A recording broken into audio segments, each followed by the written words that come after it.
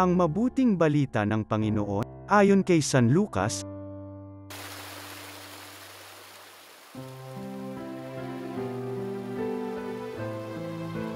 Noong panahong yun, inanyayahan si Jesus ng isa sa mga Parisiyo upang makasalo niya. Pumaroon siya sa bahay nito at dumulog sa hapag. Sa bayan namang yaon ay may isang babae na kilalang makasalanan.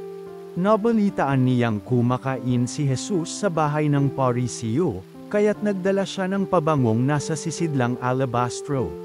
At lumapit siya sa likuran ni Jesus, sa gawing paanan. Siya'y nanangis at nabasa ng kanyang luha ang mga paa ni Jesus. Pinunasan niya ang mga ito ng kanyang buhok, hinagkan, at pinahiran ng pabango. Nang makita ito ng Parisiyong nag-anyaya kay Jesus, nasabi nito sa sarili, kung talagang propeta ang taong ito, alam niya kung sino at kung anong uri ng babae ang humihipo sa kanya, isang makasalanan. Bilang tugon sa iniisip ni Simon, sinabi ni Jesus, "Simon, may sasabihin ako sa iyo."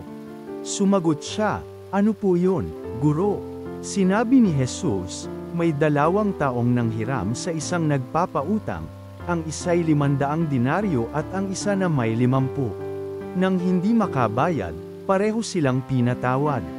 Ngayon, sino sa kanila ang lalong nagmamahal sa nagpautang?" Sumagot si Simon, "Sa palagay ko po'y ang pinatawad ng malaking halaga." "Tama ang sagot mo," ang tugon ni Jesus. Nilingon niya ang babae, at sinabi kay Simon, "Nakikita mo ba ang babaeng ito? Pumasok ako sa iyong bahay at hindi mo man lamang ako binigyan ng tubig para sa aking mga paa, ngunit binasa niya ng luha ang aking mga paa at pinunasan ng kanyang buhok. Hindi mo ako hinagkan, ngunit siya, mula nang pumasok siya ay hindi tumigil sa paghalik sa aking mga paa. Hindi mo pinahiran ng langis ang aking ulo, subalit pinahiran niya ng pabango ang aking mga paa. Kaya't sinasabi ko sa iyo, ang malaking pagmamahal na ipinamalas niya ang nagpapatunay na ipinatawad na ang marami niyang kasalanan, ngunit ang pinatawad ng kaunti ay kaunti lang ang pagmamahal na ipinamamalas." Saka sinabi sa babae, "Ipinatawad na ang iyong mga kasalanan." At ang kanyang mga kasalo sa pagkain ay nagsimulang magtanong sa sarili, sino ba itong pati pagpapatawad sa kasalanan ay pinangangahasan? Ngunit sinabi ni Jesus sa babae, "Iniligtas ka ng iyong pananalig, yumaon ka na't ipanatag mo ang iyong kalooban."